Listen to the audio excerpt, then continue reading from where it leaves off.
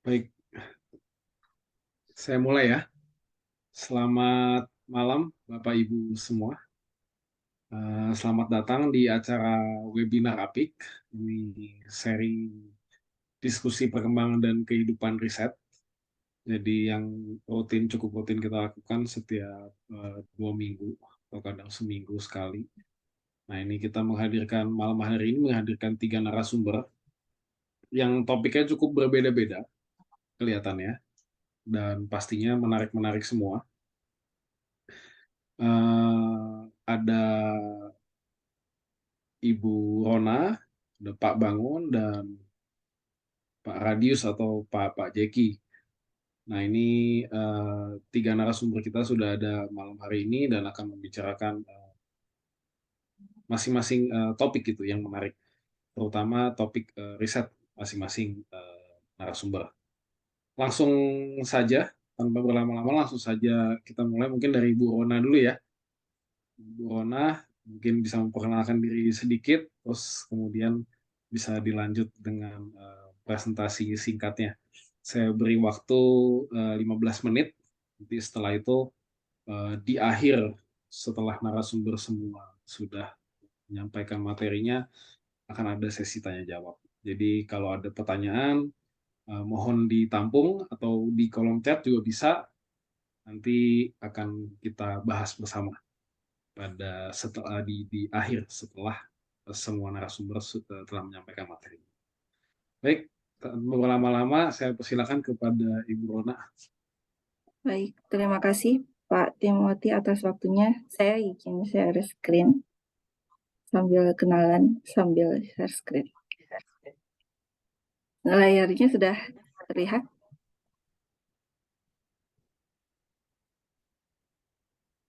Slideshow-nya sudah terlihat? Sip, kelihatan Bu. Baik. Jadi ini judul yang saya berikan ke Ipan waktu itu, Near Infrared Absorption Computational Study on Carbon Dots. Tapi saya akan banyak juga cerita yang lain, mungkin bagian ininya nggak terlalu banyak. Karena ini tujuannya juga untuk kenalan kan ya. Jadi kita mulai dengan profil saya dulu singkat. Nama saya Tirta Rona Mayangsari. Saya waktu itu lulus doktoralnya di Sejong University. Di sini ada bareng sama Romel di lab yang sama juga. Kemudian di sini di Advanced Material Engineering, tetapi S1 S2-nya itu kimia. Lalu afiliasi saya sekarang adalah di Universitas Pertamina Program Studi Kimia. Lalu selain di Universitas Pertamina untuk penelitiannya saya juga tergabung di Pusat Kolaborasi Riset bersama ITB dan BRIN dan juga Pusat Riset di Universitas Pertamina Center of Excellence for Advanced Materials. Nah, saya mau sedikit promosi mengenai afiliasi saya yang sekarang, yaitu program studi kimia Universitas Pertamina. Jadi di sini kita punya visi keilmuan, yaitu menjadi program studi terkemuka secara global dalam pendidikan dan penelitian yang berkontribusi pada penerapan ilmu kimia, khususnya di bidang energi dan rekayasa material. Jadi di sini kita fokus ke energi dan rekayasa material. Nah, untuk menunjang visi kita, jadi penelitian-penelitian di program studi kita semua sebagian besar itu berhubungan dengan energi dan rekayasa material.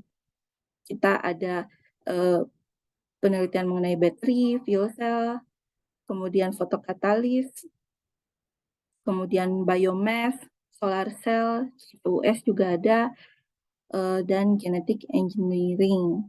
Tapi selain itu juga kita ada yang minornya itu tentang essential oils, kemudian fermentasi, dan juga tentang polimer.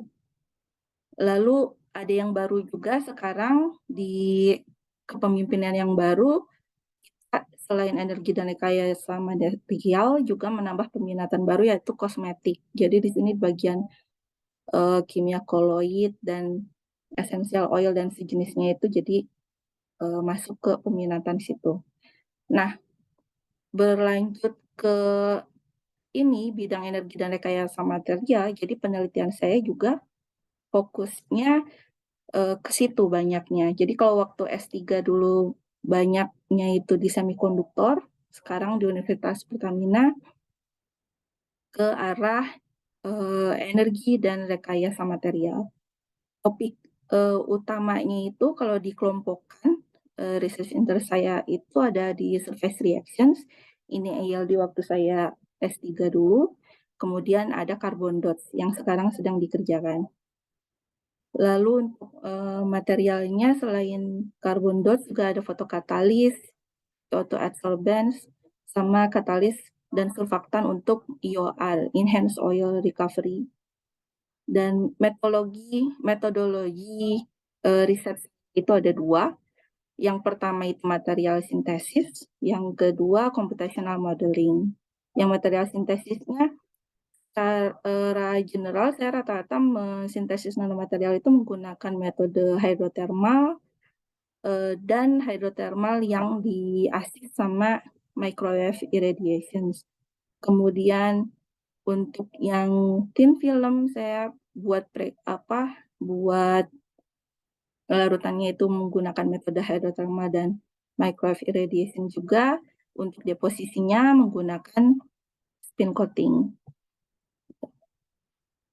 Untuk computational modeling, saya menggunakan 2 pendekatan, itu DFT untuk quantum mechanics-nya, kemudian menggunakan molecular dynamics juga. Yang DFT-nya itu pakai Material Studio dan Gaussian 16, sementara untuk MD-nya Gromex dan LAMMPS, tapi saya lebih banyak fokus di LAMMPS-nya. Lalu untuk CCUS, di sini materialnya adalah metal oxide ergio nanocomposite. Jadi tujuannya untuk capture CO2-nya.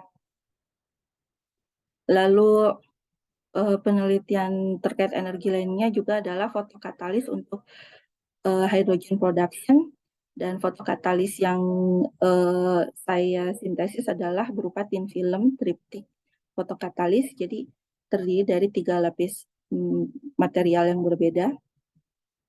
Kemudian selain itu juga carbon dots. Jadi di sini saya bagian yang mempelajari carbon dots menggunakan komputasi, sementara yang bagian sintesnya itu adalah grup saya yang di ITB. Nah, di carbon dots-nya yaitu adalah sintesis carbon nanoparticles. Di antara berbagai carbon dots kan ada carbon fosfor base yang lain-lain. Nah, carbon nanoparticles ini yang paling menjanjikan karena untuk sintesis large scale karena sintesisnya yang cenderung sederhana, tetapi sifat yang dihasilkannya itu superior. Aplikasinya tadi sudah disebutkan untuk biosensing, bioimaging, nanomedicine, solar cell, dan katalis. Nah, di sini fokus untuk bioimaging dan biosensing, jadi yang kita incar adalah emisinya di bagian first near window absorption.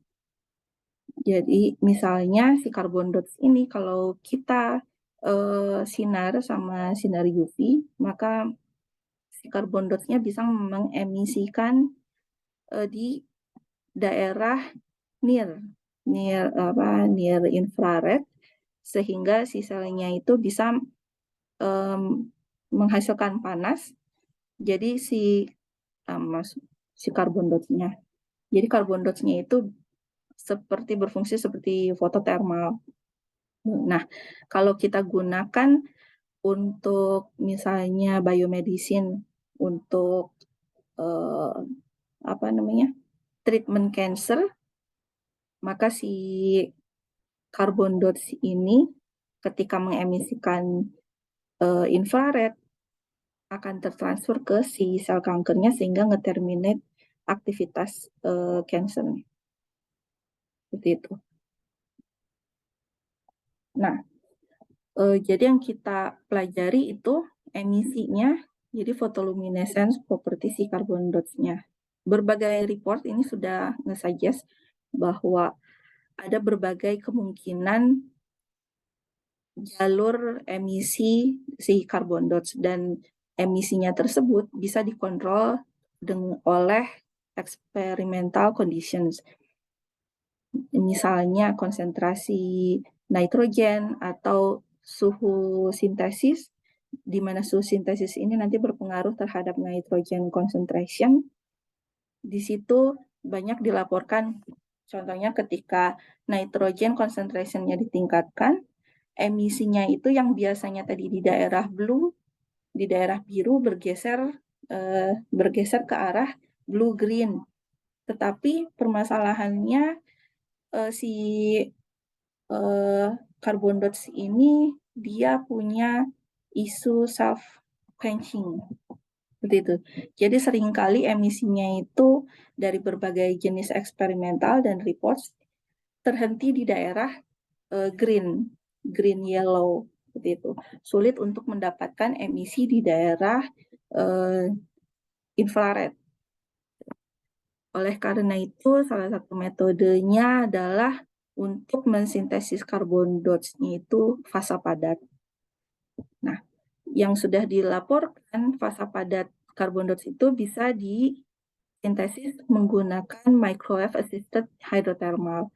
Jadi di grup kita, kami mencoba mengelusidasi berbagai emission pathways tersebut dengan melakukan eksperimental dengan memvariasikan temperatur dan juga ring size-nya. Tetapi yang sudah dilaporkan itu baru yang nitrogen concentration. Yang ring size-nya juga ada yang dilaporkan, tapi bukan bagian yang saya. DFT study-nya dilakukan terhadap ring size dan nitrogen size, tapi yang baru, yang bagian saya adalah yang memodelkan nitrogen sites. Jadi nitrogen sites itu bisa gravitic posisinya, atau yang di piridinik strukturnya, atau yang pirolik. Kemudian posisi si piridinik, gravitic, dan piroliknya itu bisa di edge-nya si carbon dots, bisa juga di mid sites, seperti itu. Kemudian karakterisasi utama yang kita gunakan itu adalah UV-Vis dan PL, tapi tentunya yang bagian sintesis kita juga melakukan XRD, XPS, FTIR, AFM, tapi yang terutama kita pelajari dan untuk dibandingkan dengan DFT study-nya itu adalah UV-Vis dan PL. Nah, yang pertama kami mempelajari perubahan konsentrasi nitrogen di carbon dots. Secara eksperimental, si nitrogen concentration ini diukur menggunakan dengan mengatur suhu sintesis. Nah, suhu sintesis ini diaturnya itu pertama dengan mode microwave irradiation-nya. Jadi ada mode low, medium, high. Kemudian selain dengan mode juga oleh lama iradiasinya. Tapi yang paling lama itu kita lakukan 20 menit dalam mode low, atau kalau dalam mode medium itu tidak lebih dari 3 menit. Gitu. Dari percobaan tersebut, di hasil karakterisasi menunjukkan bahwa benar dengan meningkatnya suhu sintesis, konsentrasi nitrogennya meningkat. Dan ini karakterisasi secara kualitatif under UV lamp ini didapatkan emisinya itu semakin tinggi suhunya, semakin ke arah, jadi redshift dia dari blue ke yellow, tapi di 235 sudah quantum yield-nya sudah sangat rendah. Quantum yield yang didapatkan dengan emisi yang mendekat ke arah merah itu ada di suhu 155 derajat dan 175 derajat. Di mana quantum yield-nya itu di order 14-an. Quantum yield paling tingginya ada di yang suhu 115. Nah, berdasarkan hasil ini, kami memodelkan ini carbon dots di mana konsentrasinya mulai dari 5,6%, 6,9, dan 9,9%. Dan dari sini didapat absorpsinya itu dari kiri ke kanan mengalami penurunan. Jadi dari sini hasil ini mengindikasikan bahwa memang terjadi redshift dengan meningkatnya konsentrasi nitrogen. Kemudian selain konsentrasi, dilakukan juga pemodelan posisi nitrogen. Jadi pertama dari kami melakukan lagi eksperimen, dan dari hasil eksperimen ketika konsentrasi nitrogennya itu 10%, hasil eksperimennya menunjukkan absorban seperti ini. Jadi di daerah near di sini ada emisi seperti itu. Tetapi ketika dilakukan modeling dari konsentrasi 1,4 sampai 10%, ini terlihat di first near-nya ini tidak terlihat ada emisi. Jadi hasil ini tidak terlalu sesuai dengan hasil eksperimen, tapi kemudian dari yang konsentrasi 10% yang model ini, kita modelkan posisi nitrogennya berbeda-beda. Ada yang di posisi H di sini, lalu posisi mid site nomor 1, 2, 3, dan 4, dan 5, di mana 5 ini posisi pirolik tepat di tengah. Seperti itu, jadi semuanya yang kita modelkan adalah nitrogen di posisi pirolik.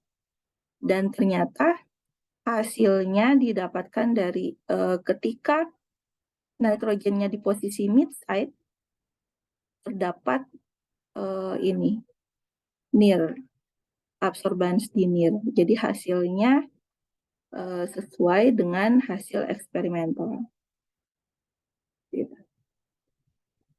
Kemudian dari dilakukan juga investigasi terhadap elektron density-nya dan elektron charge-nya si carbon dots yang di mid site, dan didapat pada pirolik 10% yang di mid site dan di edge. Pada 10% pirolik di edge, si elektronnya itu alirannya terlihat dari edge ke tengah, seperti itu. Kemudian di pirolik yang 11% dengan ada nitrogen di mid site, si elektron density-nya itu terpusat di daerah sini. Jadi dari sini kami menyimpulkan bahwa si pirolik and mid site ini yang berperan sebagai tempat charge transfer yang dominan. Seperti itu. Jadi dari studi ini kami berpikir bahwa dengan metode modeling yang seperti ini kita bisa memahami peran grafitik, pirolik, dan piridinik dari nitrogen, kemudian peran dari konsentrasi nitrogen, dan juga posisi si nitrogennya sendiri, pirolik nitrogen. Tetapi dari penelitian masih terdapat beberapa challenge. Pertama, tantangan terjadi karena struktur si carbon dots yang kompleks. Nah, struktur tersebut membuat kami kesulitan untuk memodelkan si carbon dots-nya, sehingga properti dari carbon dots tersebut juga akurasinya itu masih tidak terlalu tinggi seperti itu. Selain itu, size and time scale.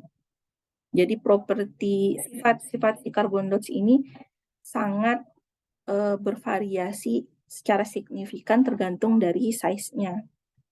Jadi size juga mempengaruhi terhadap emisinya, selain tadi konsentrasi juga. Tetapi size carbon dots juga sangat sensitif terhadap waktu sintesis, seperti itu. Jadi itu challenge-nya. Kemudian kurangnya standarisasi. Jadi hal ini menyebabkan kami sulit untuk membandingkan studi kami dengan studi dari grup lain dan juga kesulitan untuk nge-reproduce results-nya, apalagi kalau menggunakan data-data dari grup lain, begitu. Tapi walaupun tantangannya banyak, computational study terhadap carbon dots ini memiliki potensial untuk memberikan insight terhadap sifat dan behavior carbon dots sehingga nanti bisa menjadi guide bagi eksperimentalis untuk mendesain cara sintesis carbon dots agar mendapatkan emisi yang diinginkan. Nah, tapi hal ini memerlukan kolaborasi yang sangat erat antara eksperimentalis dan computational researcher. Oke, terima kasih. Saya kembalikan kepada Pak Timothy. Baik, terima kasih Ibu Rona atas pemaparan materi, presentasinya menarik sekali. Selalu menarik ya kalau ngomongin soal nanoteknologi, nanomaterial. Nanti yang ada pertanyaan mohon ditahan dulu. Kita tanpa berlama-lama langsung masuk ke pemateri yang kedua. Mungkin bisa Pak Bangun. Sudah siap Pak Bangun untuk menyampaikan materi? Siap, Pak. Sorry. Ya, Bisa share, bantu ya. share screen. Karena share screen gimana ya? Oh, ini ya. Oke, udah. Apakah sudah terlihat? Sudah Sudah. terlihat kah? Sudah, Oke. siap. Silakan. Oke. Bentar. Kalau umpamanya tiba-tiba saya sering matikan, berarti saya lagi batuk ya, Pak.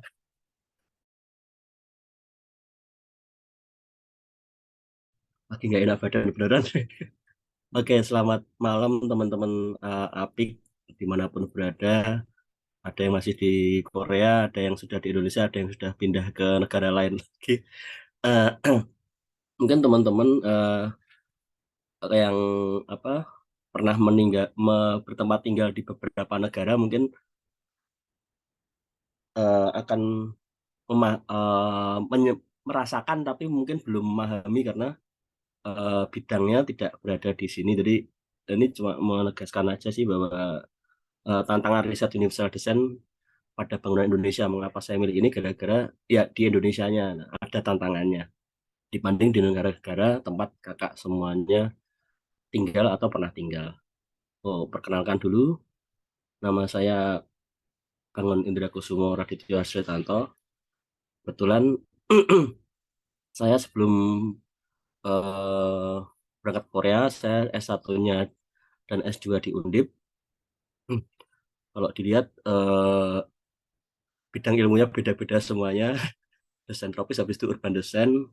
Sebelum akhirnya saya menjadi pengajar di Undip dan karena tidak diterima di Undip S3-nya, makanya saya dilempar ke Korea Selatan. Saya selalu ngomong kayak gitu ke teman-teman dosen, kalian beruntung loh bisa S3 di Undip. Saya nggak boleh di Undip. Malah dilempar ke Korea Selatan, kebetulan di Pukyong National University. Dan lucunya lagi sedikit mungkin anekdot, sebenarnya karena saya KGSP kan boleh milih beberapa kampus itu, boleh milih ke kampus karena saya nggak tahu Korea itu seperti apa. Pilihan pertama saya ya disarankan sama temen, Pukyong aja bagus kampusnya kan. Nggak tahu bagusnya kayak gimana, pokoknya pilih aja Pukyong. Dan pilihan kedua saya adalah Seoul National University. Habis itu Koryo University ya. Setelah sampai Korea, goblok kamu. Kenapa ditaruh di PKNU di pertama, tapi ya nggak apa-apa lah. Di situ saya belajar universal design. Universal design, oh ya, ini email saya, nomor telepon, silakan kalau ada yang mau berminat kolaborasi. Kebetulan profesi saya dosen tersertifikasi gitu kan, karena banyak orang yang zaman sekarang ngomong dosen tapi tidak memiliki sertifikasi dosen, jadi bingung kan orang atau lagi apa banyak gitu tiba-tiba jadi guru besar. Sorry ya Pak Ivan ya. Ya, saya tersertifikasi gitu kan. Jadi saya punya tanggung jawab terhadap profesi dosen saya. Terus enggak itu juga saya juga tersertifikasi lagi gitu kan. Eh jadi arsitek. Jadi teman-teman untuk informasi aja kalau teman-teman mendesain rumah atau bangunan era sekarang sejak tahun 2020 yang berhak membuat gambar untuk diajukan PBG itu adalah arsitek yang berlisensi di daerah tersebut. Saya termasuk orang yang berlisensi di Jawa Tengah. Gitu. Sama kayak dosen juga tersertifikasi juga ada nomor induk nomor sertifikasinya. Kira-kira perkenalan saya itu, oh ya ini ada Scopus, kayak saya klik bisa langsung ke itu. Yang nggak bagus-bagus banget sih sebenarnya saya kalau dibanding teman-teman yang lain. Uh, Scopus saya kalau nggak salah ya bisa diklik, jangan lupa ya, kalau diklik nanti Sinta juga ada, Orchid juga ada, kalau mau kepo-kepo boleh. Bidang ilmu saya kebetulan Universal Design saya sudah sebutkan, cakupannya regulasi, produk fisik, bangunan, dan kawasan. Jadi yang belum tahu Universal Design itu sebenarnya pada awalnya yang mengenalkan itu memang seorang arsitek yang terkena penyakit polio sehingga dia berada di kursi roda.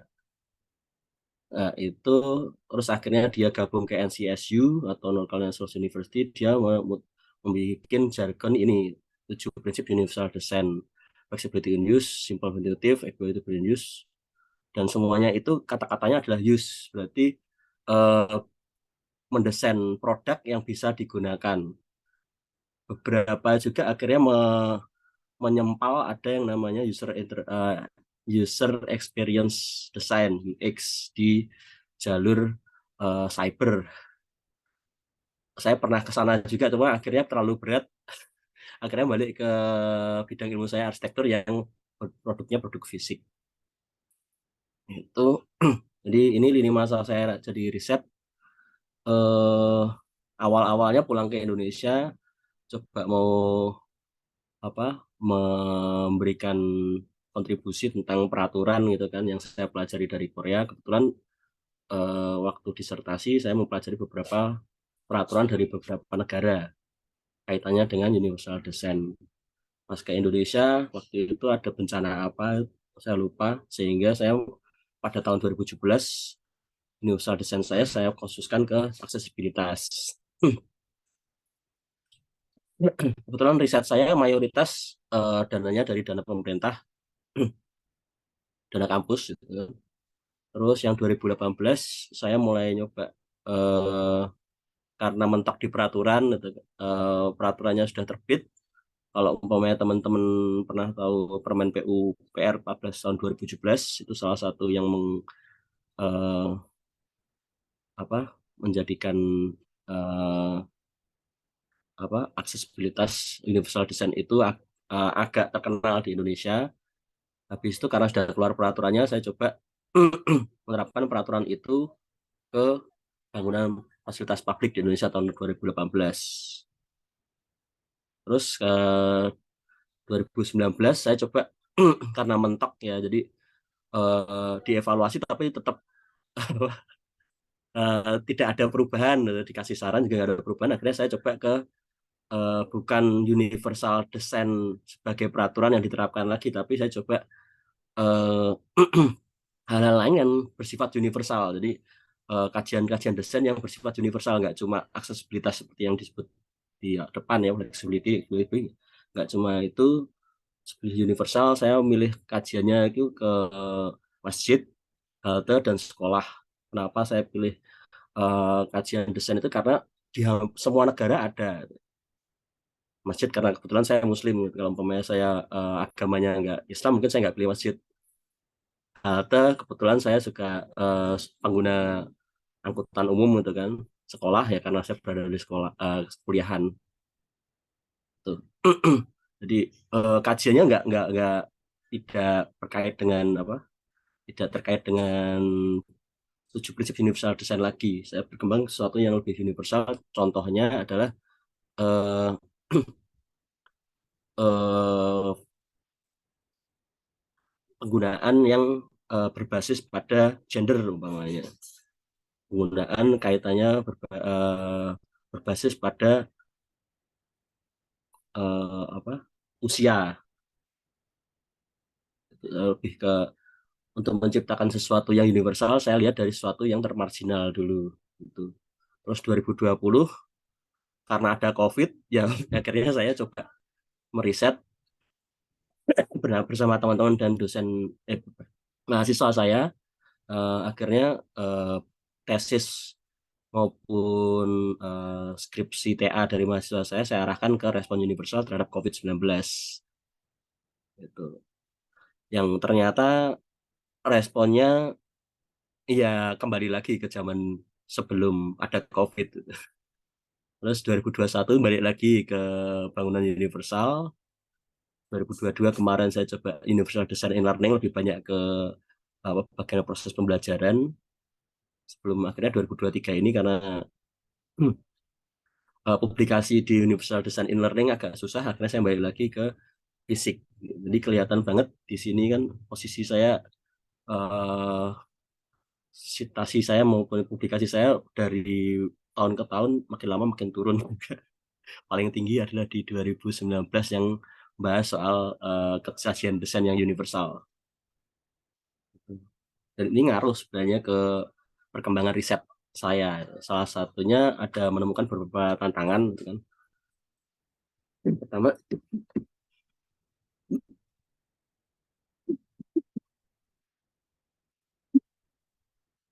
nggak bisa jalan. Aduh, kok nggak keluar ini ya.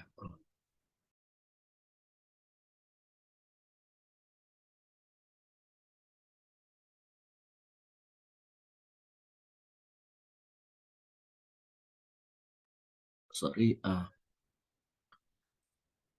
Ini jadi tantangan kultural. Kenapa saya berubah-ubah terus? Karena setelah saya cari-cari gitu kan, ke lead map, ke apa, VOS, ternyata yang riset bidang ini dikit banget.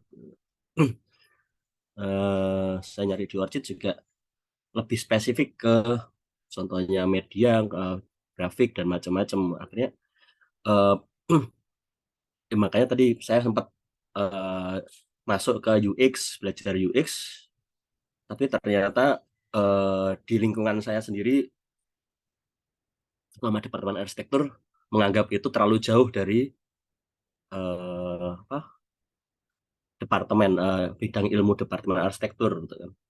Bagi teman-teman yang dosen terutama eh, yang pengen berjenjang karir dosen, kelihatannya perlu memperhatikan ini juga karena kenaikan pangkat kan ngaruh juga dengan disiplin ilmu tersebut. Tuh, jadi peta risetnya nggak menarik sehingga atasan-atasan mungkin nggak paham. Beberapa publikasi saya ditolak soalnya waktu naik ke pangkatan ini universal desainnya mana. Karena di browsing dikit banget, mayoritas universal design adalah kaitannya dengan aksesibilitas, sedangkan saya geser dari hanya aksesibilitas ke sesuatu yang bernilai universal. Itu sih. Jadi peta riset yang menarik itu jadi tantangan bagi seorang periset universal design seperti saya. Terus ini kaitannya dengan praktisi dan pendidik, dengan mayoritas di arsitektur dan turunannya kayak perencana tata kota, wilayah kota, terus sipil, bukan turunannya maaf, seniornya di sipil, mengetahui universal design itu hanya RAM untuk bangunan. Jadi kalau teman-teman lihat di sini ada beberapa bangunan yang bagi saya terlalu maksain aja sih RAM-nya. Saya sendiri sudah berkali-kali ngomong daripada RAM-nya dipaksain, mending bikin aja live gitu kan. Tapi memang saya akuin bahwa dilema RAM ini nyatu sama dilema estetika. Ini kalau teman-teman pernah ke Semarang ada lapangan Simpang 5. Lapangan Simpang 5 itu kalau menuju ke Simpang 5 teman-teman akan kesusahan cari zebra cross-nya. Padahal yang bisa ke Simpang 5 itu bukan pengguna kendaraan bermotor. Yang bisa ke Simpang 5 itu adalah pejalan kaki. Tapi zebra cross-nya kalau bisa dilihat ini di island gitu kan. Island-nya nggak ada zebra cross. Jadi istilahnya eh, praktisi yang mendesainnya ini masih intuitif. Eh, mikirnya masih estetika aja, tapi nggak dilihat bahwa user dari lapangan itu pejalan kaki perlu zebra cross, perlu jembatan, mungkin underpass, tapi karena tuntutan estetika dipilih aja yang ini garisnya ini berada di island jalan yang nggak ada penghubungnya dengan jalan di sekitarnya ini. Hampir mirip sama dengan dilema RAM tadi. Berkali-kali saya jelaskan tentang bagaimana kalau pemain universal design itu berbasis pada usernya kayak gimana dipahami dulu baru didesain. Tapi akhirnya yang utama di Indonesia sendiri adalah estetika ini, terutama di bidang saya arsitektur. Nah, ini juga nggak hadir begitu aja masalah estetika karena saya coba belajar lagi. Tadi ada era di mana saya belajar soal bangunan universal. Saya belajar ke bangunan-bangunan masa lampau gitu kan. Bangunan-bangunan masa lampau itu ternyata memang tidak mensupport beberapa tipe manusia. Beberapa tipe manusia. Jadi contohnya kayak ini kebetulan joglo itu selalu pintunya adalah bukan pintu tanam tapi pintu rakitan. Jadi memang kelebihannya kalau pintu rakitan satu set sama dinding itu adalah bisa dipindah-pindah, tapi pengguna kursi roda, orang yang nggak bisa ngangkat tangkinya tinggi-tinggi yang pasti terhalangi. Tipologi bangunan tradisional Indonesia memang kayak gitu, belum lagi ikoniknya kan. Masa ikoniknya kayak candi-candi itu memang nggak didesain untuk difabel pengguna kursi roda mungkin atau pengguna crutch. Dan itu saya coba kemarin menyarankan ke arkeologi ya nggak bisa karena bangunan ini sudah nggak boleh diotak-atik lagi. Itu sih. Dan itu menjadi kultural gitu. Sampai akhirnya yang paling baru, presiden yang paling baru adalah bangunan minimalis. Masih tampilannya minimalis tapi ya tetap aja sistem pertama adalah aksesibilitasnya juga kurang bagus, atau lebih kalau umpamanya saya boleh ngomong ketegas saya tidak bagus karena nggak pernah dipikir gitu kan. Asal ada bangunan menarik aja sih karena presiden desainnya nanti yang lain-lain juga ngikutin itu. Terus sistem, jadi di Indonesia juga pendidikan di Indonesia arsitektur terutama itu masih pakai buku-buku antropometri dari arsitek data Jerman maupun Time Saver Standard Amerika Serikat. Gitu. Nah, padahal untuk menciptakan universal design itu kita perlu mempelajari usernya dulu. Regardless di Indonesia, Jerman, Amerika Serikat itu apakah sama manusianya. Tapi setelah saya cek ini, ternyata di Jerman antropometrinya seperti ini dan di Indonesia Permen PU 2017 menyebutkan bahwa memang beda. Tentang tanggal 95 kalau barat maaf ini kalau nggak salah 875 di sini 60, bedanya jauh banget hampir 15 cm. Kita sendiri nggak bisa memfasilitasi orang-orang Indonesia. Ini pun yang PUPR ini juga rata-rata aja, di mana pakai ketinggian manusia 165 cm, padahal di Indonesia sendiri masih banyak juga orang-orang yang ketinggiannya masih 150 cm atau 160 cm. Ini masih yang dipakai adalah 165 cm. Jadi sistemnya aja sudah membuat belajar user experience, user oriented design itu atau universal design jadi susah gitu kan. Belum lagi kebiasaan dari arsitek nggak pernah personalize, langsung aja pukul rata pakai data-data ruang seperti ini. Itu sih. Terus itu ngefek juga. Jadi karena saya selain sebagai dosen, sebagai arsitek, saya juga evaluator bangunan gedung, gitu kan. Saya berikan satu contoh ini. Hampir semua bangunan itu eh, tangganya, untuk kasus tangga, padahal sudah ada peraturannya 2011 menyebutkan bahwa eh, ketinggian tangga itu 15 sampai 18. Ketika diajukan ke kami sebagai TABG, ternyata gitu kan, kebetulan di sini tulisnya antara 15 sampai 18, berarti kan dia nggak state, nggak confirm bahwa tingginya antretnya atau anak tangganya itu berapa. Dia nyebut 15 sampai 18 karena supaya lolos aja. Realitanya mungkin 20 cm karena enak angkanya, gitu kan. Kan kalau umpamanya 15 cm tuh nggak enak. Apalagi kalau ketinggian bangunan kita 4 meter. 4 meter berarti berapa anak tangga di sana. Pasti ada yang berbeda lah. Itu makanya sudah ada keterangan 15 sampai 18, mereka nulisnya 15 sampai 18 untuk supaya bisa lolos peraturannya. Dan akhirnya biasanya saya ngomong bahwa cek lagi di lapangan deh, kalau umpamanya nggak di antara 15 sampai 18, ya udah harus diperbaiki segera. Itu jadi penerapan peraturan ternyata level belum ke user base, ya user oriented, masih dari peraturan aja masih susah untuk diterima oleh profesional. Terus belum lagi ada sistem pendidikan dan sistem masyarakat. Kebetulan kami gitu kan di Undip sering menghadirkan beberapa narasumber yang punya keterbatasan, gitu kan. Ada yang pengguna kursi roda, ada yang tunanetra, gitu kan. Akhirnya menemukan bahwa memang sih pendidikan dan sistem masyarakat itu kalau umpamanya ada yang berbeda dikit, ya udah dieksklusifkan, gitu kan. Bahkan kemarin saya ketemu salah satu petinggi dari kementerian, gitu kan, bahas soal inklusivitas pendidikan atau kelas gitu kan.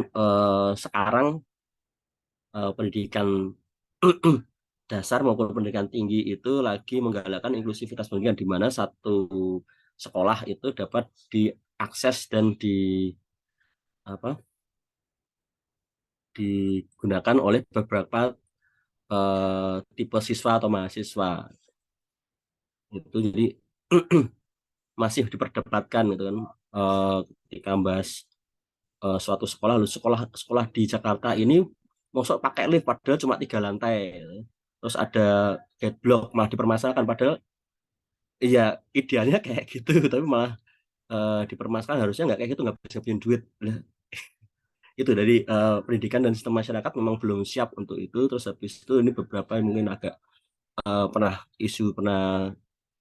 tahun 2019 pernah naik kaitannya dengan beberapa ulama yang melarang kursi roda karena dianggap najis, itu kan pembatasan ruang publik di situ. Ya beberapa teman juga akhirnya memberikan counter information bahwa nggak masalah gitu, karena itu dianggap suatu bangunan publik itu eh, harus menerima semua tipe penggunanya. Ini yang paling sering itu adalah yang jalan, gitu kan. Eh, di mana jalan di Indonesia, kembali lagi mungkin desainer jalan mungkin nggak pernah jalan kaki, mungkin ya, saya nggak tahu. Saya berkali-kali ngomong itu ke Dewan, pernah jalan kaki nggak? Yakin gitu. Soalnya jalan yang kalian danain atau jalan yang didesain oleh teman-teman ini sama sekali nggak bisa digunakan dengan baik gitu. Bahkan oleh saya yang bisa melihat dan punya kaki gitu. Jadi di sini sih saya, ya tadi sudah saya ceritakan bagian-bagian kenapa saya eh, tidak begitu aktif eh, di perkuliahan, kan?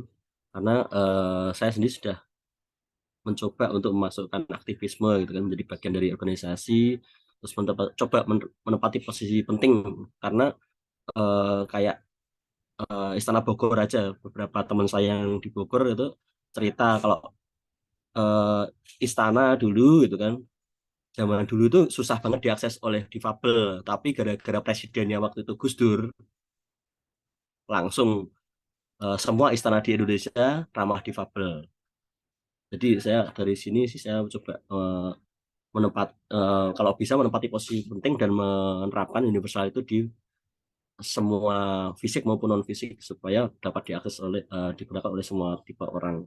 Terus edukasi lintas jenjang gitu kan, menghadiri diskusi disiplin ilmu lain gitu kan, memperbanyak koneksi itu. Siapa tahu kalau umpamanya pakai fisik aja kurang, saya bisa menggunakan hal lain gitu. Sama sekarang yang agak susah adalah memperbanyak publikasi gitu.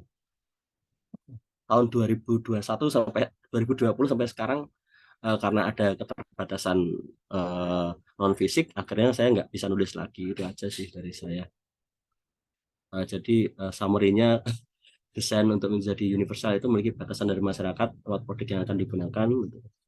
Terus memilih bidang yang terasa umum, tapi jarang. Universal design kan umum sebenarnya, tapi jarang yang apa, mendalami itu, akan menghadapi tantangan yang sistemik karena harus eh, me, apa, memasuki area yang sebenarnya umum tapi nggak dirasa umum oleh orang-orang yang berada di area tersebut. Dan memperbanyak kolaborasi lintas instansi dan keilmuan menjadi salah satu kunci untuk membanjiri dunia dengan keilmuan universal design ini. Saya kira dari saya cukup sekian. Terima kasih. Ya, baik, terima kasih Pak Bangun. Wah, saya apresiasi banget ini, apa namanya, kondisinya udah agak sakit-sakitan, gak enak badan, tapi masih bisa memaparkan materi. Terima kasih banyak. Ini materi cukup menarik, sangat menarik ya, tentang arsitektur. Nanti kalau teman-teman, Bapak Ibu yang punya pertanyaan, mohon di hold dulu. Ada satu pemateri lagi, setelah ini baru kita akan diskusi. Baik, tanpa berlama-lama langsung ke pemateri selanjutnya, Pak Radius, atau akrab disapa Pak Jeki. Silakan Pak, waktu tempat Ya, saya persilakan. terima kasih Mas Timothy. Ini waktunya saya bablas gitu nggak apa-apa gitu Mas? Nggak 10.26 apa-apa saya. sih, santai aja. Oke, oke, oke. Oke, perkenalkan nama saya Radius Bayu Prastio, akrabnya dipanggil Jeki. Kemudian saat ini saya membantu Mas Tomher, Mas Ivan, dan teman-teman di APIK semua di klaster IT. Kemudian terus terang saya bukan researcher. Di sini saya sebagai praktisi, dan kemarin kata Mas Ivan, ya udah Mas sharing aja itu aktivitasnya aja yang sekarang gitu. Jadi ini aktivitas saya yang sekarang. Saya sekarang ada di Smart Mining Team namanya. Jadi di sini kita berusaha mengubah praktek pertambangan yang saat ini masih istilahnya analog, lalu kita mencoba mengubahnya dalam bentuk digital supaya bisa dipantau bersama gitu di internet. Oke. Jadi seperti kata Pak Bangun tadi, kita melihat user dulu. Di sini user kita adalah orang tambang, terutama yang manajemen proses pertambangan. Jadi biasanya mereka di awal itu mempunyai rencana untuk menambang suatu area, dan biasanya selalu berkaitan dengan peledakan. Di sini umumnya untuk pertama itu mereka melakukan planning dulu, melihat areanya, survei, terus lalu melakukan beberapa peledakan atau pengeboran untuk melihat mineral yang ada di dalam tanah. Setelah itu ketika sudah memulai proses pertambangan, biasanya tim survei itu membuat marking untuk lubang-lubang yang akan diledakkan. Tentu saja nggak langsung semua area pertambangan bisa diledakkan ya, karena kebutuhan bahan peledak juga perlu dipertimbangkan, dan perencanaan sama forecast untuk mineral-mineral yang ada di bawahnya itu diperlukan gitu. Jadi latar belakang yang pertama ini untuk markingnya itu untuk saat ini dalam proses yang secara dalam tanda petik itu analog, mereka melakukannya secara manual.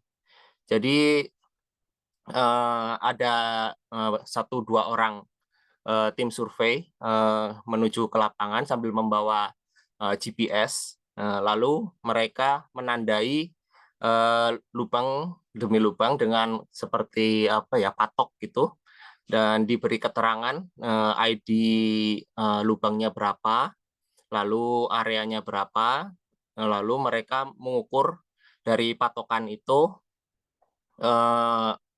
lalu membuat marking selanjutnya secara manual gitu di lapangan. Dan umumnya ini mereka planning itu sekitar 2 hari sebelum peledakan gitu. Lalu biasanya yang drill yang dipakai di Korea biasanya adalah yang seperti ini. Ini jenis drill top hammer. Lalu kalau untuk di Indonesia biasanya memakai rotary, memakai jenis rotary. Dan yang menjadi permasalahan adalah drill ini udah tua. Dan kalau kita misalnya melakukan digitalisasi, mereka bisa aja membeli drill yang baru, hanya aja cost-nya itu sangat mahal, sehingga umumnya klien itu mintanya yang udah ada aja itu untuk dipasang secara digital. Dan umumnya manualnya itu nggak ada, lalu misalnya ada satu drill itu perusahaannya sekarang udah nggak ada. Nah, itu yang menjadi kesulitan di lapangan saat ini. Nah, ini umumnya proses pengerjaan area pertambangan di sini. Ada banyak peralatan berat, seperti misalnya itu ada truk yang untuk ngedumping material, lalu ada alat drill, lalu ada digger. Sini nggak kelihatan sepertinya. Ada digger, jadi ada hampir lebih dari 100 alat mungkin, atau ya sekitar itu yang biasanya beroperasi di area pertambangan. Dan ini jumlah yang sangat banyak ya, misalnya terutama untuk maintenance sama manajemen inventory itu biasanya mereka kelabakan. Dan di sini kita berusaha untuk memfasilitasi kegiatan ini supaya semua alat ini bisa dimonitor. Lalu dengan banyaknya alat berat, ini alatnya juga besar-besar. Yang menjadi pertimbangan selanjutnya itu safety, terutama orang-orang yang bekerja di situ. Soalnya di sini mereka tidak selalu ada di dalam alat berat ini, dan biasanya itu mereka harus keluar dari alat berat, terutama untuk tim survei ya, untuk mensurvei lubang, dan mereka bekerja berdekatan di alat berat itu. Jadi untuk dengan sudut pandang yang sangat terbatas ketika mengendari alat berat ini kadang sangat bahaya, misalnya ada orang atau ada tim lain yang bekerja di dekat alat-alat itu. Jadi itu selanjutnya menjadi kebutuhan mereka untuk bisa memantau pergerakan orang-orang yang ada di sekitar alat-alat berat ini. Mungkin untuk diagramnya seperti ini. Jadi mereka mulai dari survei, lalu membuat planning, lalu mereka menganalisa kondisi permukaan tanah di pertambangan, lalu mulai melakukan drilling, setelah itu melakukan blasting tentu saja, terus selanjutnya mereka menganalisis, istilahnya itu mereka adalah produk, yaitu tanah yang hasil ledakan itu. Untuk selanjutnya diteliti apakah memang ada presentasi seberapa banyak material pertambangan yang bisa diambil di di area tambang tersebut. Jadi misal pertambangan batu bara, seberapa besar nanti batu bara yang bisa diambil di misalnya suatu sektor di area pertambangan itu. Selanjutnya, jadi mereka harus melakukan analisis dan juga melakukan planning untuk melakukan forecast selanjutnya. Dan di sini umumnya mereka butuh suatu sistem yang bisa terintegritas satu sama lain untuk bisa melakukan analisis juga, lalu planning, dan juga sambil memantau manajemen untuk alat-alat beratnya, dan juga sekaligus keamanan dari personal-personal yang bekerja di lapangan.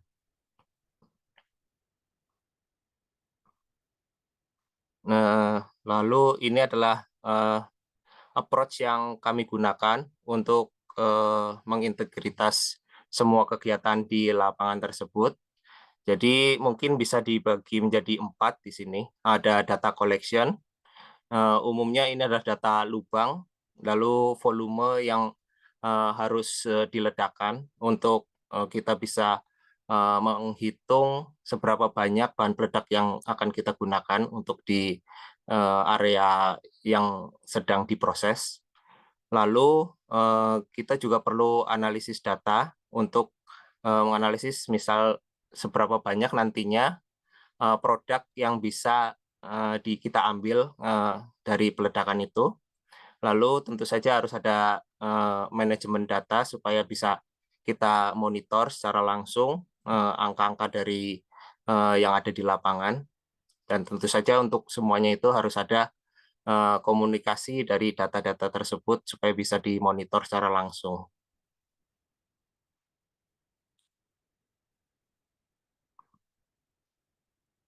Bentar, ini bisakah? Untuk suara bisa didengarkah, Mas Ivan? Mas Timothy? Kalau video? Ini settingannya di tempatnya Mas Jeki. Jadi share Oh, gitu screen-nya ya? itu ada pilihannya ya, with sound atau without gitu. Oh gitu, sebentar. Tak coba lihat dulu.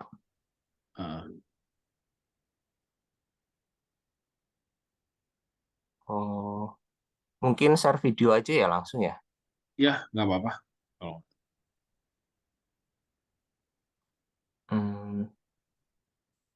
Ada kliknya Mas. With sound gitu. Ada tulisannya biasanya. Oh iya ya, oke. Ada ya, oke. Oke. Always demanding to be smart. Bisa ya, kedengar? Nah, dengar. Oke.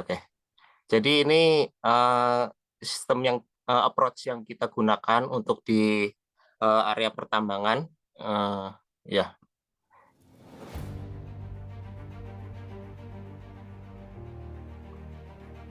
Today, mining industry is always demanding to be smart and innovative. So here, Hanwha will introduce HATS, which is developed as Smart Mining Solution. HATS is the best smart mining solution that manages the data from design to blasting. First, Eagle FineNet builds up the network on the site. It allows for data transformation on the mining site. Eagle FMS provides fleet management system services. Eagle FMS serves real-time monitoring of all vehicles. Eagle Mapper is the start point of smart mining. It makes 3D terrain data using drones pictures. The 3D Maaf kepencet. is a web server and used at the mining design. Eagle Designer is the solution for the blasting engineer. It could optimize the blast pattern based on the 3D map data and work information. The design data, including drilling and charging information, is transported to web server through Eagle FineNet. These all process proceed with minimized procedures for the convenient. Drill Pacemaker is the solution for drilling workers. All data is on the screen for workers. and it is transmitted to the server in real time to enable monitoring. After the drilling, the blast pattern is modified based on the real data and saved on the server. Charge pacemaker proceeds charging process after the drilling. Charge pacemaker displays deck information per each hole and is transfer the data to the server. The result is also saved on the server after charging completed. HATS provides you more safe and efficient blasting with a smart solution from design to charging. The blast vibration is on the real-time monitoring by Eagle VIBS. Eagle VIBS is gathering vibration data and sends it to the web server, so it helps for blast vibration history and analysis. Eagle Frag is the tool of fragmentation analysis. Ya, itu mungkin tadi approach yang berusaha kita gunakan di lapangan. Dan saat ini sedang berlangsung di sini juga, di area pertambangan sini, sama di Indonesia di area di Balikpapan. Lalu ini tadi kita bisa melihat dari planning sampai pengoboran, lalu ke analisis. Untuk peledakannya sendiri, kita juga bisa memonitor di setiap lubangnya. Mungkin ini alat yang kita gunakan untuk implementasinya. Here we have the amazing technology unique to HEBS-2. Developed by Hanwha's long-term research and technology, HEBS-2 consists of electronic detonators, Hytronic 2, harness wire that connecting detonators, a logger able to connect detonators up to 500, a planner with up to 1,000 information inputs, connecting to use in large-scale blasting, 100, a planner with up to Jadi untuk cut off sebentar. small and light for easy portability on the worksite. Untuk biar cepat, bercepat waktu. Jadi di sini kita coba sebentar.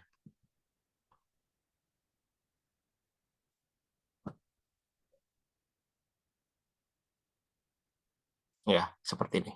Jadi di sini kita mencoba untuk setiap lubangnya nanti kita beri semacam QR code. Dari sini kita lalu melakukan tagging di dalam di lapangan untuk setiap lubang itu. Lalu kita scanning, lalu datanya kita masukkan atau kita upload ke dalam tadi yang Eagle Find Web itu untuk selanjutnya bisa dilihat secara real time proses peledakan di area pertambangannya. Lalu untuk peledakannya ada dua kita sebutnya itu dua gadget lah ya. Satunya adalah berfungsi sebagai remote, ini disambungkan dengan kabel sama tag yang tadi. Lalu satunya dibawa oleh peledak dan dibawa ke area yang aman. Lalu dari remote yang dibawa oleh peledak itu bisa dilakukan peledakan dari lokasi yang aman. Ya, seperti ini. Ada remote dan ada satu lagi yang blasternya yang ada di sana.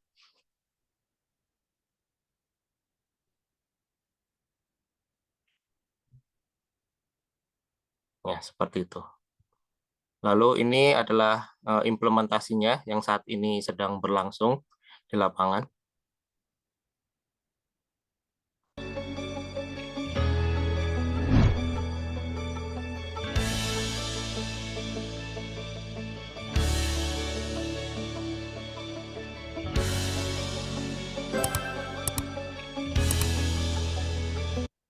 Jadi di sini untuk drill, untuk melihat posisi lubang yang sedang dibor oleh mesin bor, kita menggunakan GPS, diletakkan di mast antena atau diposisikan di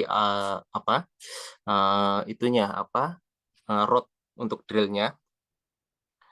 Lalu ada dua antena yang selanjutnya itu kita gunakan untuk mengecek arah daripada arah drillnya.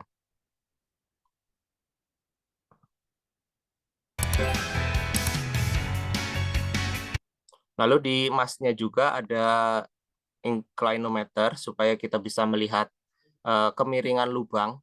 Soalnya biasanya user juga meminta bahwa lubang yang digali itu biasanya mengikuti tekstur atau topografi dari tanah yang akan diledakkan, sehingga mereka biasanya perlu melihat kemiringan daripada lubang yang dibor. Ini direction antenanya untuk melihat arah daripada alat drill. Lalu di dalamnya kita pasang semacam touchscreen untuk melihat, sebentar.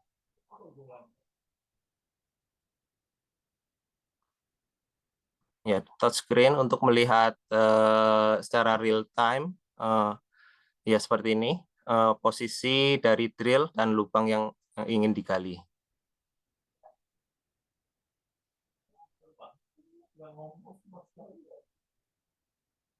Nah, dari sini ketika alat drillnya bergerak, maka bisa dilihat secara langsung posisinya, kemiringannya, sama arah daripada lubang yang ingin dibor.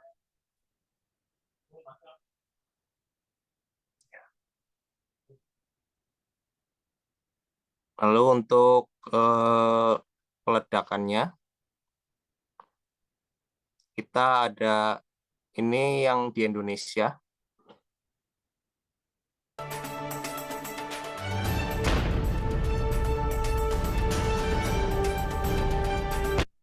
Ini tambang batu bara yang ada di Indonesia.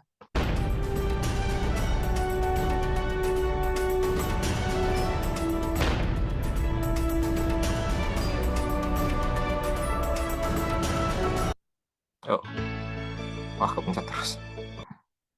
Sorry.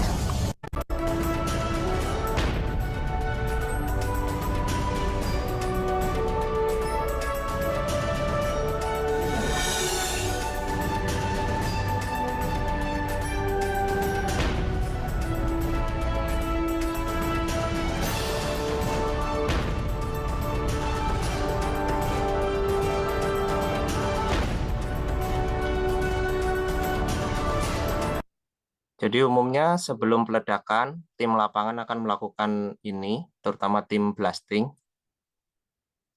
Jadi mereka melakukan tagging, lalu men-setting blaster, dan bergerak keluar area yang aman, dan melakukan remote blasting seperti ini.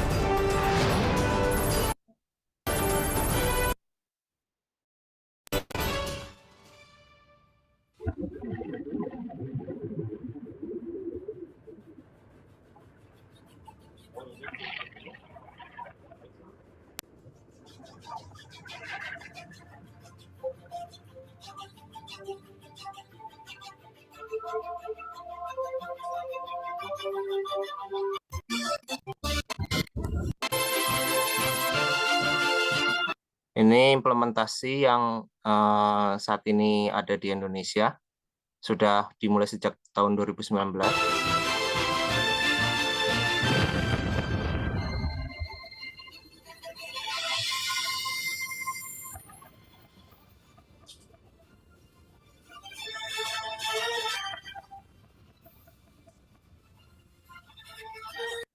Nah, bisa dilihat ini produknya ada fragmen-fragmen seperti ini. Nanti ini akan masuk ke dalam tim analisis, nanti akan diperiksa untuk dilakukan forecast seberapa banyak produk itu berarti dia adalah tanah, dan mungkin nanti misalnya batu bara terekspos, mungkin bisa di forecast juga di area tersebut apakah akan ada batu bara lagi atau tidak.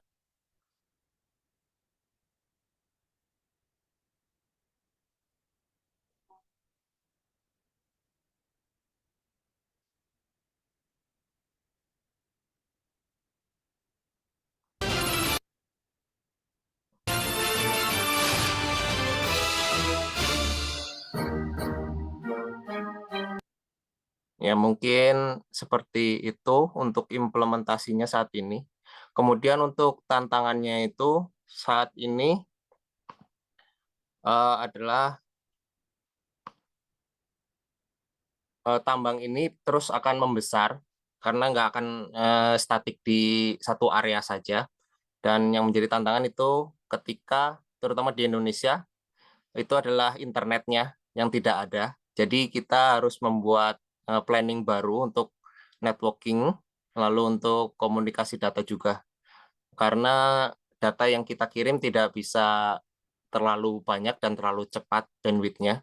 Karena tidak seperti Korea yang internetnya sangat cepat. Di Indonesia itu sangat lambat sekali sehingga data yang kita transfer antara misalnya satu alat yang kita pasang sistem ini ke alat yang lain, terutama ke internet, itu kita harus benar-benar melakukan efisiensi data yang sangat besar di situ. Untuk protokolnya kita harus kompres dengan baik, lalu untuk semacam gambar map dan pattern untuk planning juga kita harus melakukan compressing yang besar-besaran di situ. Dan kadang tantangannya itu hasil kompresnya belum tentu bisa diekstrak di luar. Lalu belum tentu juga data yang ditransfer itu terintegritas dengan baik. Ya, mungkin demikian presentasi dari saya. Saya kembalikan ke Mas Timothy. Ya, terima kasih Pak Jeki atas pemaparan materinya. Menarik sekali kalau ngomong soal praktisi ini ya, karena di keadaan yang sebenarnya itu permasalahan yang timbul itu kadang-kadang tidak terduga. Ini saya jadi ingat apa namanya pengalaman saya dulu pas internship di pertambangan. Itu sebenarnya simple yang diterangin Mas Jeki ini, cuman drill, terus pasang eksplosifnya, terus habis itu diledakin gitu. Tapi pada kenyataannya kalau nggak ada teknologi yang memadai, dulu saya ingat banget di drill, dimasukin dynamite, habis itu ada yang nggak meledak. Nah itu kan gimana, konflik itu banget kan. Siapa yang mau ngecek, siapa yang berani. Nah, jadi saya pikir ini menarik banget, dan pastinya bagus sekali kalau bisa diterapin secara berkala di Indonesia ya. Jadi saya pikir yang bisa di-highlight itu tadi dari segi safety-nya mungkin akan sangat naik sekali. Ya, menarik menarik sekali. Terima kasih. Dengan demikian kita sudah ada 3 pemateri sudah menyampaikan materi tadi.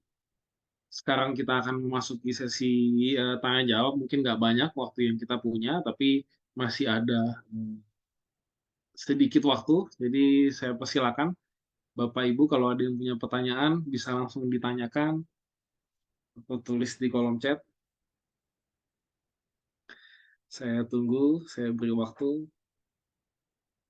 Kira-kira apakah ada pertanyaan untuk ketiga narasumber? Bebas saja bertanya. Jadi diskusinya ringan aja. Nggak perlu terlalu serius-serius. Ini kan karena apa ya, multidisipliner gitu, saling nggak tahu. Jadi saya pikir nanya apapun nggak jadi soal, biar semakin kenal.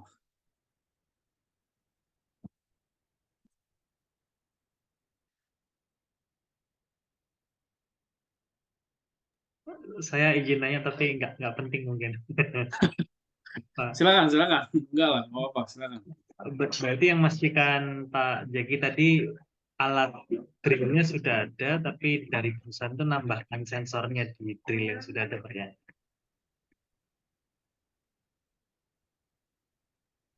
Mohon maaf Pak, coba sekali lagi pertanyaannya. Tadi kan berarti alatnya itu tetap yang tradisional yang sudah ada drillnya. Tapi yang dilakukan perusahaan itu berarti nambahkan sensor untuk supaya datanya bisa diambil real time itu Pak ya? Iya, untuk drill ya Pak. Jadi untuk drill sama mungkin dump truck sama digger. Mungkin untuk alat-alat berat mereka biasanya udah punya alatnya. Cuma misalnya mereka ingin menerapkan digitalisasi, mereka bisa aja membeli yang baru, terutama keluaran terbaru, alat-alat berat terbaru. Cuma harganya biasanya sih di luar dari budget mereka. Lalu alat-alat yang lama ini masih bisa digunakan oleh mereka. Jadi mereka pertimbangannya seperti itu.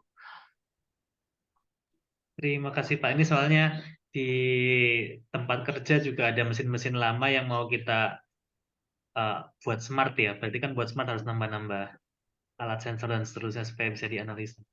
Terima kasih. Lalu Bu Rona, penasaran. Nah, tadi kan idenya ini perkenalan. Jadi tadi kalau posisinya Bu Rona di kolaborasi yang BRIN sama ITB ya, itu boleh diceritakan lebih lanjut. Saya cuma penasaran aja. Oh, Dosen di pertama ya. itu bisa itu. Siapa tahu saya bisa ngikut. Ya. Jadi kalau di kontraknya posisi saya sebagai mitra eksternal. Jadi sebenarnya si pusat kolaborasinya itu antara BRIN sama ITB, tapi di situ ada mitra eksternal, di situ ada selain saya, ada juga yang dari UIN, kayak gitu. Posisinya itu. Jadi itu juga jelas. Terima kasih. Dan yang Pak bangun saya jadi belajar banyak tentang bidang ilmunya. Terima kasih. Cuman biasanya kan mitra eksternal itu industri ya. Tapi buat yang pusat kolaborasi ini dari BRIN, sesama institusi pendidikan juga boleh jadi mitra eksternal gitu. Jadi jatuhnya juga saya jadi kayak ini PKWT, PWKT apa itu di ITB. Oh, ini PKWT, perjanjian PKWT. kerja waktu tertentu ya. Ya itu. Jadi dihitungnya kayak gitu.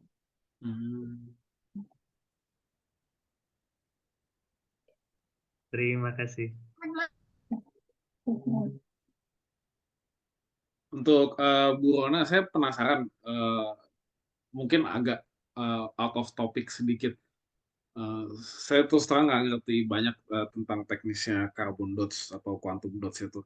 Cuman saya penasaran kalau riset quantum dots atau carbon dots, tadi lihat aplikasinya tuh cukup banyak ya, maksudnya cukup luas. Energi, buat energi material, terus biosensing, bio ini. Itu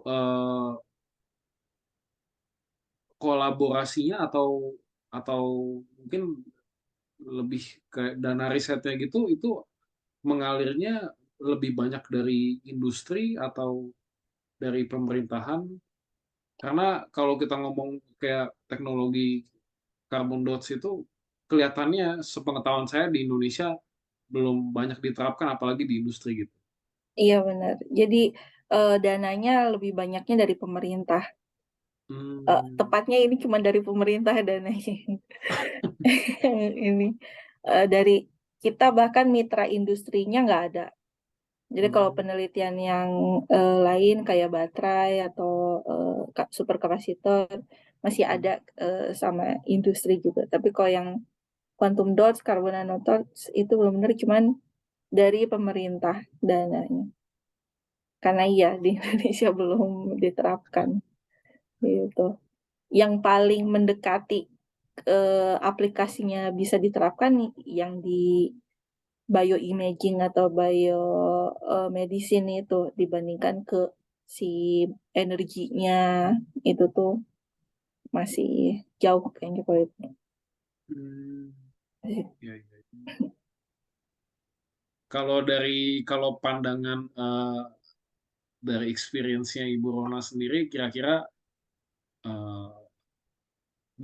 dalam waktu berapa lama nih kira-kira bisa mungkin ada industri yang saya juga nggak kebayang sih sebenarnya ya. Iya, Kalau teknologi kita memang masih agak jauh gitu. iya. Kendalanya sih mungkin sama susahnya kayak industri elektronik atau misalnya semikonduktor. Soalnya di sintesisnya itu sama walaupun sederhana, tapi kayak harus pakai ultra pure water kayak gitu. Nah, itu di kita itu kendala yang sangat besar buat ultra pure water. Jadi bukan sekedar DI water, walaupun dalam penelitian ini kita pakai DI water, tapi ya hasilnya jadinya quantum yield-nya nggak maksimal kayak gitu. Terus teknologinya juga buat bikin padatannya itu perlu freeze dry yang baiknya. Nah, freeze dry itu mahal. Jadi kayaknya di situ sih terutama ya kalau industrinya di ultra pure waternya. Kalau sisanya nggak sesulit kayak semikonduktor yang perlu clean room atau sebagainya gitu. Quantum dot nggak sesensitif itu sih. Maaf, quantum yield itu physical meaning-nya apa ya? Oh ya. Jadi kalau misalnya tadi dia bisa mengemisikan warna biru, warna kuning, warna merah hasilnya. Nah, emisi warna merahnya itu sedikit dibandingkan yang birunya. Jadi artinya dia menyerap UV itu jauh lebih baik, terus mengemisikan UV-nya juga jauh lebih besar, walaupun dia juga mengemisikan infrared. Sementara kita sebenarnya pengen kalau buat bio-bioan gitu di dalam tubuh, pengennya yang infrarednya aja yang banyak gitu. Yang emisi UV-nya dikit aja, di daerah birunya dikit aja. Soalnya kan daerah biru yang energinya besar, jadi artinya panas yang keluar juga nanti terlalu besar, bisa merusak sel, kayak gitu. Sementara infrared kan baik, enggak merusak sel-sel tubuh terlalu parah. Gitu. Ya, menarik. Terima kasih, Bu Rona. Iya. Untuk Pak Bangun, saya tadi jadi ingat dulu sempat ada waktu pernah belajar di Australia. Saya punya teman yang belajar tentang arsitektur juga. Pernah ngobrol, saya ingat sampai sekarang sih. Dan tadi keinget lagi gara-gara materinya Pak Bangun. Jadi di luar negeri itu tuh dia bilang dulu di Australia itu, lihat deh, rumah di sini itu estetikanya tuh jelek. Jadi dilihat dari luar tuh jelek gitu. Cuman fungsinya itu tuh jauh lebih tinggi gitu. Nah, itu saya jadi kepikirannya yang mau saya tanyakan itu kira-kira kalau dari studinya Pak Bangun sendiri, apakah sudah mencoba melihat studi kasus di luar negeri gitu? Maksudnya apakah studi, saya juga nggak tahu sih apakah universal design itu juga sesuatu yang dipelajarin di luar sana atau itu sesuatu yang sudah mungkin outdated. Nah, apakah Pak Bangun sudah melihat ke arah sana dan mungkin dari situ bisa ada solusi yang lebih praktis gitu ya? Karena kalau tadi dilihat kan masalahnya kan masalah kultural, kemudian sistem, dan kalau saya lihat sih maksudnya solusinya memang sulit gitu, sesuatu yang praktis kan. Jadi untuk mengubah itu memang butuh collective effort gitu. Kalau dari Pak Bangun gimana tentang studi kasus di luar gitu? Iya sih Pak, makanya makasih Kak Timothy. Ya memang itu sih gara-gara saya kebetulan kan kuliah di Korea, beberapa kali ke Jepang juga, masih kontak-kontakan teman-teman di negara lain juga. Benar di Australia itu kulturalnya gini, mungkin agak mendiskreditkan Australia ya, karena kulturalnya memang di Australia itu kan dia negara buangan kan Pak. Nah itu dia. Sedangkan di Indonesia itu membuat kulturnya itu benar-benar estetis, apapun dibikin art kan. Cuma ya sampai ke sini akhirnya sesuatu yang art itu jadi lebih utama dibanding fungsi. Waktu awal-awal tadi makanya saya perlihatkan rumah tradisional itu ketika ditransformasi ke rumah baru, rumah zaman sekarang, itu yang diadaptasi cuma bentuknya. Padahal bentuknya itu kan mencerminkan masyarakat waktu itu. yang Iya. mungkin nggak ada kursi roda, nggak ada orang tua itu lebih banyak hidup di luar rumah daripada di dalam. Terus anak-anak juga sama, gitu kan. Ketika ditransformasikan ke sana ke sini bentuknya masih sama, jadi malah itu jadi barrier. Yang bentuk kayak gitu dipakai sekarang jadi barrier. Minimalis juga sama, gitu kan. Minimalis yang berkembang sekarang kebetulan ngadopsinya kalau di Indonesia ngadopsi desain minimalis itu dari Jepang, Tadao Ando dan macam-macam itu yang diambil adalah bentuknya lagi, bukan program fungsinya, gitu kan. Karena memang Indonesia teman-teman di Indonesia itu masyarakat Indonesia tuh nggak bisa minimalis, paham ya? Nggak bisa minimalis, gaya hidupnya suka menimbun barang, gitu kan. Iya. Akhirnya dia menghalangi jalannya sendiri, gitu kan. Ya makanya kenapa tadi saya sebutkan sistemik dan kultural ya memang penerapannya itu perlu perlu adaptasi, saya akui gitu. Jadi hal-hal sebenarnya kalau saya mengadaptasi bangunan tradisional zaman dulu, saya akhirnya larinya ke itu sesuatu yang lebih universal kayak comfort. Jadi pencahayaan alami dan macam-macam itu saya jadikan bagian dari desain universal, di mana bangunan sekarang itu pencahayaan alami, penghawaan alaminya itu perlu dikondisikan gitu. Jadi sudah bukan aksesibilitas lagi, makanya di beberapa tahun terakhir ini saya bukan ke bentuk lagi, tapi lebih ke user nih perlu apa, user perlu dia nyaman, user perlu yang bikin dia sehat di sana, user perlu dia mau kegiatan apa di bangunan tersebut, itu yang coba saya teliti. Termasuk tadi saya beri contoh tadi tangga itu kan. Zaman sekarang jadi sangat krusial sekali tangga itu, karena masyarakat zaman sekarang itu kalau kemana-mana bawa HP, lihat HP-nya dibanding tangganya.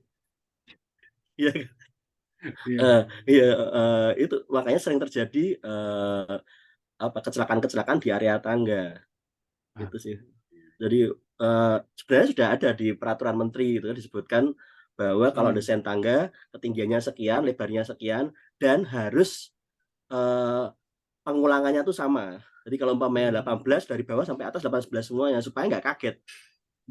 Jadi kalau ada yang 20 cm atau 15 cm atau lebih kecil, itu kan orang masih kaget. Loh, soalnya otak manusia itu kan di riset saya kaitannya dengan neural motorik, itu memang ketika sudah berulang, dia berharap itu berulang lagi. Ternyata beda. Makanya jatuh itu sih. Jadi itu yang tadi di level kebiasaan zaman dulu gitu kan ke sekarang itu sih Pak. Jadi memang saya sudah belajar kemana-mana juga, ya yang universal itu bukan bentuknya ternyata. Makanya saya switching dari arsitektur yang bentuk ke arsitektur apa sih yang diperlukan. Nah, makanya tadi di akhir saya sebutkan bahwa masyarakat itu sangat menentukan universal design itu apa. Belum tentu universal design di Jepang, yang kebetulan kalau teman-teman ke Jepang atau Korea itu bangunannya itu sudah semua bangunan pabriknya itu sudah ada RAM, sudah ada guiding blocks, sudah ada braille gitu. Di Jepang lebih parah lagi gitu, sampai ke halte bus, sampai ke busnya semuanya sudah tercover itu, karena ya itu jadi cultural mereka gitu kan. Mungkin di negara maju lagi kayak Amerika belum gitu kan. Beberapa negara di Eropa juga sama, karena universal design itu based on bagaimana masyarakat melihat dirinya sendiri. Itu sih. Ya, makanya tadi salah satu caranya adalah edukasi, aktivisme itu kan, karena iya kita perlu mengenalkan ada loh perbedaan ini loh. Gitu sih. Ya, terima kasih Pak Bangun. Mungkin ada pertanyaan dari Bu Rona untuk Pak Jeki. Mungkin langsung dijawab Pak Jeki. Oh, sebentar. Ya, di chatting ya? Iya. Masalah tagging untuk blasting ya. Jadi di situ untuk setiap lubang nanti akan ada QR code, lalu ada alat yang untuk men-scan-nya tadi. Bu Rona. Lalu untuk forecast batubara itu biasanya dilakukan jauh-jauh hari sebelum dimulai proyeknya. Jadi biasanya ada tim survei yang pergi biasanya seperti orang hilang ke gunung gitu, lalu melakukan 1 atau 2 pengeboran di sekitar lokasi yang ada potensial ada batu baranya. Lalu dari situ mereka biasanya sih diledakan ya, diledakan di 1 atau 2 lubang itu, lalu dilihat nanti di permukaannya itu ada misalnya lagi mencari batu bara, di situ ada batu bara atau tidak. Lalu dari situ ada tim survei yang lebih besar lagi, jadi kalau tim lapangan nyebutnya itu kita nyari kue lapis. Jadi per lapis gitu kita lihat, nanti ada planning, ada aktual. Nah, yang planning ini nanti mereka biasanya melakukan simulasi. Misalnya setelah blasting ada surface batu baranya atau enggak, nanti mereka lakukan mapping lagi di softwarenya ada, lalu mereka melakukan simulasi. Jadi misalnya nanti terus melakukan pengeboran di area ini, nanti ke bawahnya ada batu baranya atau tidak, gitu. Nanti mereka melakukan forecasting-nya dari situ.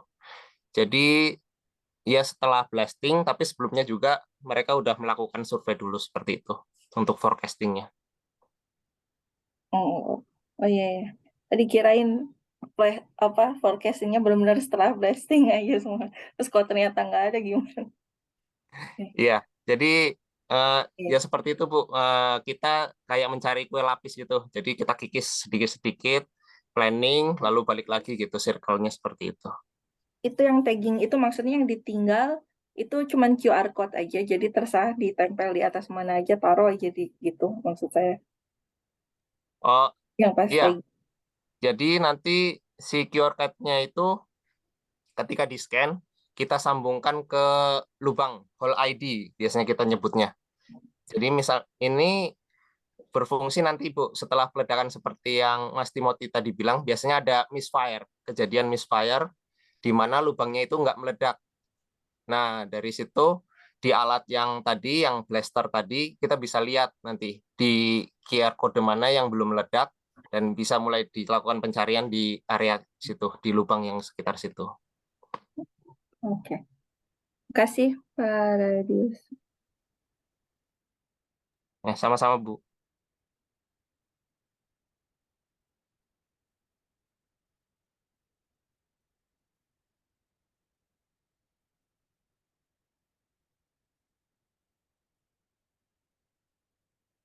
Itu Mas Sony ada ngangkat tangan itu. Oh iya, silakan langsung boleh kalau mau bertanya. Senior saya itu. Selamat malam, Pak Oke, Sani. mohon izin. Selamat malam semuanya. Salam sejahtera. Kenalan dikit. Mohon maaf saya newbie di sini. Mohon bimbingan dari senior-senior ya. Menarik sekali dari pemateri-pemateri. Mohon maaf tadi agak sedikit telat masuk di pembicara pertama. Salam kenal. Kemudian untuk pembicara kedua dan ketiga saya sedikit mengikuti dan mohon izin untuk bertanya gitu ya. Untuk yang Pak Bangun gitu, dari Pak Bangun, pertanyaan saya itu tadi sempat ditolak karena review paper, review kepangkatan ya, itu ditolak karena dirasa tidak inline. Ya, pertanyaan saya ini langsung aja, apakah orang-orang yang menolak itu termasuk orang-orang yang kolot, yang tidak mau menerima perubahan bahwasanya sekarang itu zamannya ya sudah UX ya, atau UX Center Design, artinya semuanya itu ya tergantung dari penggunanya mau atau tidak. Seestetiknya itu nomor 2 gitu ya, estetika nomor 2 menurut saya. Artinya apakah saya mau konfirmasi ini, apakah yang menolak-menolak itu adalah yang kolot-kolot, karena hampir semua disiplin ilmu itu kayaknya harus pakai UX gitu ya. Entah itu namanya apa. Ya, kalau di disiplin ilmu apapun pasti pakai UX dengan berbagai macam variannya. Kalau di industri itu ada yang namanya ergonomi. Sebenarnya itu juga UX ya. Cuma istilahnya aja dulu ergonomi, sekarang di UX kan gitu ya. Artinya memang zamannya sudah mengarahnya ke situ. Itu mohon konfirmasi apakah benar orang-orang itu adalah orang-orang yang maaf tanda kutip kolot yang ya nggak mau belajar lagi lah perkembangan sains itu seperti apa. Kemudian untuk Pak Radius, salam kenal Pak Radius, salam dari ITS. Apakah ada kajian bahwasannya untuk melakukan rekayasa alat yang lama untuk didigitalisasi itu lebih mahal daripada beli baru? Kalau saya secara teknis langsung aja mending beli baru, karena cost untuk melakukan engineering itu bahkan lebih tinggi, maintenance akan lebih tinggi. Apakah pernah mengalami seperti itu, dan best practice-nya apa? Kalau saya sih sikat aja, ganti yang baru daripada mempersulit engineer dan juga desainer-desainernya. Matur nuwun.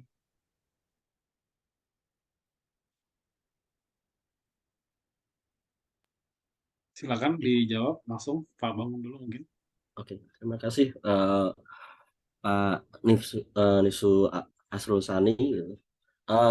Sebenarnya mau ngomong kolos juga nggak bisa sih Pak, karena beda usia dengan saya cuma berapa, nggak ada 10 tahun kok. Cuma karena mungkin ya saya nggak paham juga,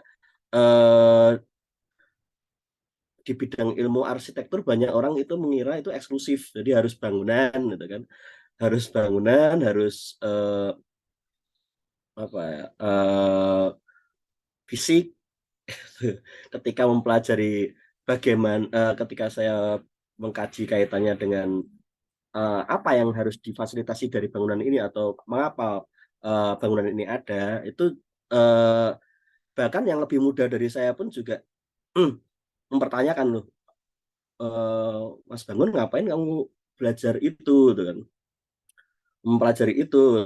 Yang di atas yang kebetulan di Senat juga mempertanyakan, lah ini hubungannya sama universal design apa gitu kan, user experiences hubungannya apa sama arsitektur.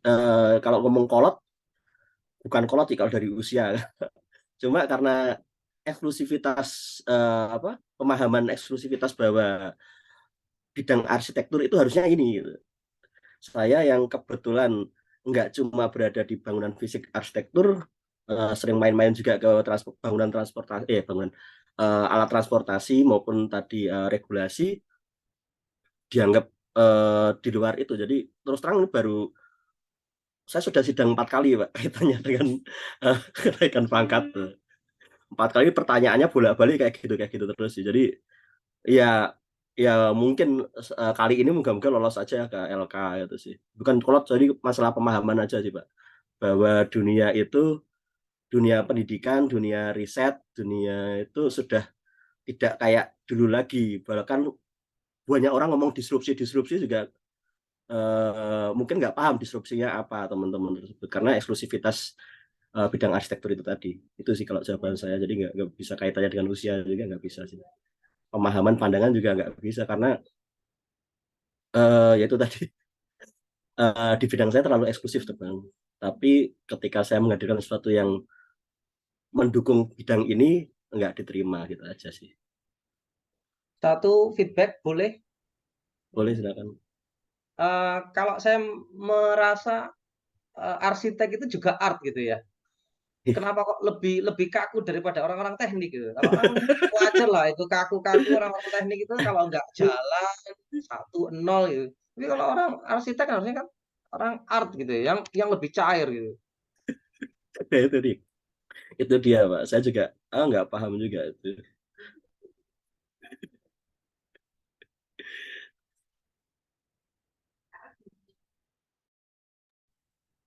Baik, terima kasih Pak Bangun. Mungkin Pak Jeki langsung dijawab tadi pertanyaannya.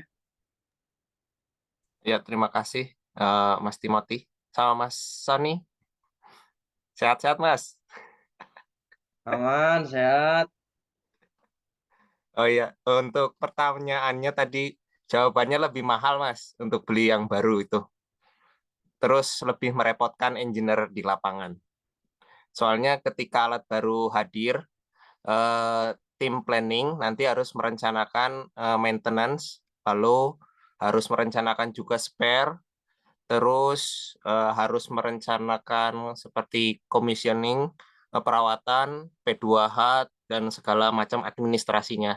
Jadi untuk beli alat baru nantinya jawabannya lebih mahal, lebih ribet, dan lebih merepotkan desainer sama engineer-nya. Seperti itu, Mas.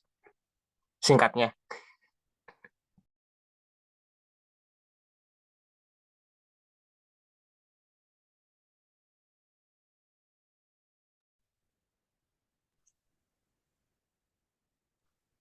Ya, mungkin balik ke Mas Timothy atau Mas Sony lagi. Ya, ya terima kasih Pak Jeki atas jawabannya. Kira-kira apakah masih ada pertanyaan lagi? Ini udah cukup larut sebenarnya, agak ngaret kita. Tapi nggak apa-apa kalau masih ada yang bertanya lagi. Ini yang di Korea terutama sudah 11:30. Ini lumayan.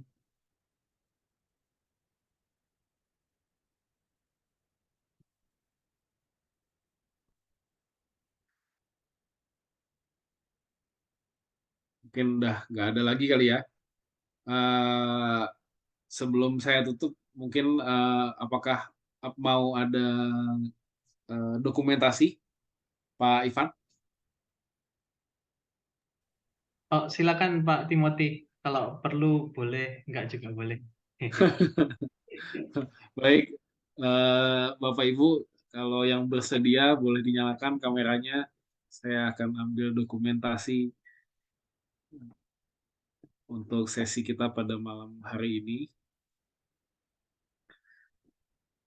Sangat menarik, selalu menarik ya kalau belajar ilmu disiplin yang lain itu selalu menarik gitu karena banyak sekali hal baru yang baru tahu gitu. Jadi selalu menarik. Baik, sudah. Saya tunggu 10 detik lagi. Baik. Oke, kalau gitu kita akan saya dokumentasi hitungan ketiga. 1, 2, 3.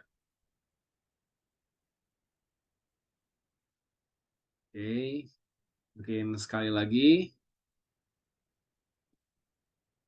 Hitungan yang ketiga. 1, 2, 3. Baik, terima kasih Bapak Ibu yang sudah hadir dalam webinar series Apik pada malam hari ini. Saya ucapkan terima kasih juga pada semua pemateri, narasumber, Ibu Rona, Pak Bangun, Pak Jeki yang sudah bersedia memberikan sedikit ilmunya kepada kita semua. Terima kasih yang sudah hadir.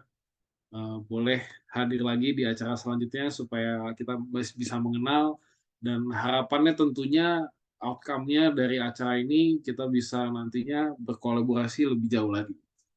Karena sharing banyak, kita tahu masing-masing research interest masing-masing terutama dan harapannya kita bisa punya kolaborasi yang hebat di kedepannya. Baik, kalau begitu saya ucapkan terima kasih sekali lagi. Selamat malam. Selamat beristirahat. Terima kasih semuanya.